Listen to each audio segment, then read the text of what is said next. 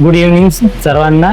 जे आज कार्यक्रम झाला फायनान्शियल लिटरेसी, तर यामध्ये जे स्वप्नील सरांनी सांगितलं आहे, तर मी पहिले सर्वांच्या वतीनं त्यांचे आभार मानतो. कारण आतापर्यंत मी तरी निरक्षरच होतो आणि प्रत्येक पार्ट यामध्ये जे लोक आहेत ते सर्व निरक्षरच आहे.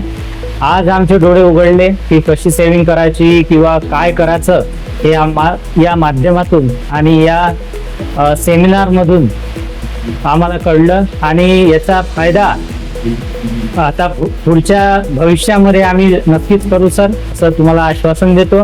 आणि काही आमचे जे प्रश्न आहे अजून ते प्रश्न नक्कीच तुम्ही नंतर सॉल्व्ह कराल अशी आशा आहे. धन्यवाद.